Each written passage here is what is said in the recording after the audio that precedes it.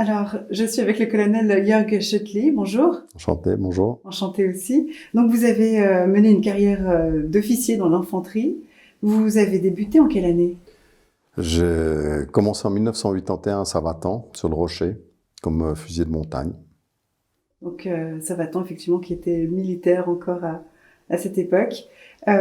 Principale évolution de l'infanterie depuis ses débuts et jusqu'à aujourd'hui, vous diriez que c'est quoi? Alors, il n'y a pas que l'équipement et les apparences, parce que j'ai pas eu le mousqueton, j'ai pas eu le casque d'acier, mais presque tout de l'armée 61, ce qu'aujourd'hui on n'arrive plus à concevoir. Mais l'infanterie a évolué. C'est devenu une force militaire de haute performance. Et je ne parle pas que des fantassins, je parle aussi des grenadiers de char, qui sont aussi des fantassins, mais sur un autre véhicule, avec d'autres moyens. Mais c'est devenu des soldats polyvalents, multitask et polyvalents. C'était pas le cas avant? Beaucoup moins, parce qu'on était une armée de masse. On pouvait mobiliser près de 800 000 hommes à une certaine époque. Et puis, c'était l'image, un soldat par mètre carré. Et les tâches étaient vraiment très différentes. Là, je pense, depuis les années 80, on a fait de gros efforts pour que les capacités intellectuelles et physiques soient bien combinées et bien utilisées. Et que pensez-vous de l'introduction de la NTTC? Ben, j'étais un petit peu à la base de tout ça, à une certaine époque. On a fini notre école d'officier 82-83, et avec le lieutenant-colonel Berisville, on s'est rencontrés à l'époque, des jeunes loups, lieutenants, hein, c'est un pléonasme, lieutenant et jeune, mais on n'était pas satisfait de notre instruction de tir-pistolet. Aux courtes distances, c'était très schématisé, très robotisé, et ça ne correspondait pas à un besoin opérationnel comme nous, on le vivait dans le terrain. En sachant que le pistolet, c'est une arme pour les distances de 0 à 7 mètres. C'est un backup, ou dans certaines situations, un moyen de travail pour des distances très courtes. Comme fantassin, ben, naturellement, on a toujours été entraîné, et c'est encore d'actualité qu'on doit savoir tirer jusqu'à 300-400 mètres et avoir une efficacité. Donc on est parti à la recherche, et Alain a été aux États-Unis, et en rentrant, ben, on a commencé à grenouiller, à essayer de développer quelque chose, à apporter quelque chose. Le système n'était pas réceptif. Donc l'organisation militaire, des lieutenants qui viennent avec des bonnes idées, on n'était pas réceptif du tout. Et c'est par contournement, par le biais du corps on dit comment, les douanes, le corps des gardes frontières. Oh, ça a encore changé de nom? Ça a changé de nom dernièrement, enfin les douanes, le corps des gardes frontières, qui ont eu plusieurs incidents mortels, surtout au sud, aux douanes, parce que le douanier n'était pas préparé, entraîné pour réagir à une attaque surprise. Donc ils ont vraiment eu des morts. Et puis, ils ont eu aussi à employer leurs armes. Et quand le douanier devant le juge dit « mais moi, j'ai jamais tiré de nuit, j'ai jamais tiré sur un but mobile », ça, il y a une grosse lacune. Donc on a trouvé ce créneau avec les instructeurs du corps des douanes, et puis l'armée, naturellement, on a eu vent, s'y intéressé, et puis au début des années 90, on a démarré dans la formation des professionnels, et on a dit dès le début que la nouvelle technique de tir de combat, c'était pas une bonne idée comme nom, parce qu'après 10 ans, 15 ans, c'est plus nouveau. Mais bon, c'était comme ça. On a fait beaucoup d'expériences. On a surtout intégré le tir aux distances de communication, de 0 à 30, 40 mètres, pour, par exemple, un checkpoint, un contrôle d'accès, le service de garde. En parallèle de la technique de tir, il y a beaucoup d'autres techniques qui se sont intégrées ou qui se sont jointes, parce qu'on applique le principe communiquer, bouger, traiter, voire tirer. Donc voilà, ça a beaucoup bougé, ça a beaucoup évolué, et toutes ces techniques, bon, on a eu l'intervalle des fusiliers territoriaux, qui étaient ces troupes cantonales destinées à faire de la protection d'ouvrage en cas de besoin. On a vu que deux types d'infanterie, il y en avait encore plus avant, c'est pas une bonne idée. Et par contre, on a intégré tous ces savoir-faire qu'on a développés dans ces années-là dans l'armée actuelle.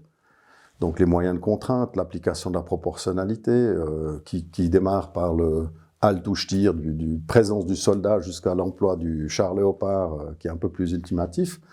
Mais on a toute la palette. Et c'est ça qui est le grand challenge. Ça veut dire que le soldat doit utiliser son cerveau. Les cadres doivent utiliser leur cerveau.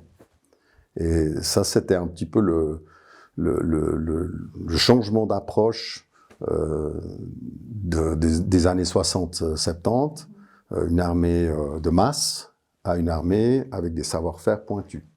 Et pourtant, dans l'image générale dans la population, on retrouve encore cette perception-là de dire « oh, mais un militaire, c'est pas quelqu'un qui doit réfléchir ». À votre avis, pourquoi? Je vous donne un autre exemple. On n'arrive pas à l'éradiquer. On a eu des cas où les gars ont les mains dans les poches. Donc certains cadres ont fait coudre les poches. Et on n'arrive pas à faire retirer un truc qui date de plus de 100 ans, qui se faisait à certaines périodes par des cadres pas forcément très futés. Il y a des choses qu'on n'arrive pas à faire sortir, à moins d'aller le voir soi-même et de le vivre soi-même. Après, c'est à nous de convaincre, c'est à nous d'être persuasif et d'être performant. Et alors, qu'est-ce que vous pourriez dire pour être persuasif, justement, si des jeunes nous écoutent, pour les motiver à faire encore du service, parce que peut-être que ça se perd un peu. Et puis aussi, qu'est-ce que vous pourriez leur dire sur la carrière que l'infanterie pourrait leur offrir? Alors, il n'y a pas que l'infanterie, il y a différentes options dans l'armée. Bien sûr, mais puisque vous êtes issu de l'infanterie, peut-être que c'est... On est de l'infanterie, mon fils est maintenant aussi adjudant professionnel, c'était son choix. Mais il a baigné naturellement depuis très jeune dans le milieu du tir, et puis il y a trouvé de l'intérêt. Ce qu'il faut clairement comprendre, c'est que c'est pas Call of Duty, c'est pas un vidéo game.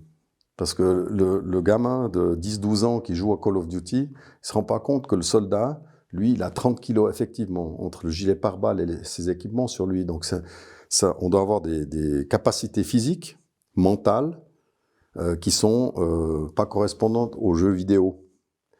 Et ça, c'est des fois un petit peu le gap de la réalité, du virtuel. Mais je suis persuadé qu'on a beaucoup de jeunes dans notre société, la grande majorité, qui sont intelligents, qui sont malins, ils ne sont pas meilleurs que nous, on l'a été il y a 40 ans, mais ils doivent se poser les bonnes questions et se motiver. On n'a rien sans rien, il faut travailler. Je ne dis pas travailler dur, il faut le travailler et faire des efforts. Et quand on fait des efforts, ça paye. Qu'est-ce qu'on en retire? Beaucoup d'expériences personnelles, la vie, c'est un processus de maturation. On fait des erreurs, on apprend de ces erreurs et on se développe. On apprend, on se développe et on mûrit. Et peut-être qu'on devient un peu plus intelligent avec le temps, mais un peu plus partagé dans les avis qu'on a. On est très carré quand on est jeune, mais avec les années, on devient un petit peu plus... On arrondit les coins. Et puis le travail, alors c'est quelque chose qu'il faut continuer sur la durée. C'est pas seulement au début. Vous parlez de développement. Vous avez beaucoup œuvré pour la formation continue des commandants de compagnie. De quelle manière? J'ai été très influencé par très marqué par Gabriel Stucki, qui était notre aumônier à Savatan, qui est un chanoine du Grand Saint-Bernard, qui nous a parlé quand on était recrues, quand on était sous-off. Et en 1988, lorsque je payais mes galons, on a eu une soirée aux messes des officiers qui existait encore à l'époque. Et puis il nous a dit, vous savez, comme commandant, vous devez être fort avec les forts et faible avec les faibles. Puis on a discuté là-dessus. Qu'est-ce que ça veut dire? Le jeune homme qui est en bonne santé et qui est fort, il faut le challenger, il faut le pousser pour qu'il continue à se développer. Mais celui qui a un vrai problème, il faut l'écouter. Et ça m'a sauvé très très souvent la vie. Ça, c'était un moment, un pilier, un moment tournant dans cette compréhension de la responsabilité du commandement. J'ai eu beaucoup de chance parce que ça m'a évité des situations qui auraient pu dégénérer d'une manière dramatique. En résumé, c'est ça. Le commandement, c'est une palette très large de responsabilités, de donner l'exemple. C'est pas allez-y, puis je vous suivrai, c'est le contraire. Suivez-moi, à moi marche. Et donner l'exemple, c'est le défi personnel, d'être toujours en forme physique, de démontrer, et puis d'être content quand on a des jeunes qui font mieux. Alors, vous êtes président de la Fédération suisse de tir. Dynamique. Dynamique, de tir dynamique, Ouais. D'accord. Alors, quel lien entre militaires et tireurs? Alors, la Fédération suisse de tir, elle a la mission de faire toutes les activités hors service, c'est-à-dire les tirs obligatoires, les tirs en campagne, et de maintenir le savoir-faire pendant les périodes de service. Nous, on a été, dans les années 80, on a rejoint le monde à cause de la NTTC, à cause de la possibilité de pouvoir tirer en dynamique, cette organisation complémentaire. Entre-temps, maintenant, on va fusionner très prochainement, on est en train de le faire, parce qu'on est tous des tireurs. Celui qui tire à l'arc, l'arbalète, qui tire au petit calibre, il y a différentes disciplines. Et on essaye de fédérer vraiment tout le monde dans cette compréhension Certains utilisent des outils sportifs, mais un fusil d'assaut est un fusil d'assaut. On peut l'utiliser à des moyens sportifs, mais à la base, c'est pas un outil pour le sport. Alors voilà, c'est tout ça. Le dynamique, c'est la partie qui est plus proche de l'armée, de la police, dans les activités correspondantes. Et puis le tir de précision, c'est plutôt l'affaire dans les stands 25 et 300 mètres de la Fédération suisse de tir. Et si pour terminer, je vous laisse vous-même vous poser la question que vous auriez souhaité que je vous pose, ce serait laquelle? Peut-être pourquoi avoir fait ce choix de militaire de carrière. Et maintenant la réponse? C'était je pense que c'est dans mes gènes. On m'a transmis ça. Notre famille a été toujours au service du pays depuis 1472. Mais c'était surtout le défi permanent vis-à-vis de moi-même. Et on est un peu masochiste quand on choisit le métier des armes et le métier de soldat, parce qu'il faut aimer souffrir. Alors, il faut bien se comprendre.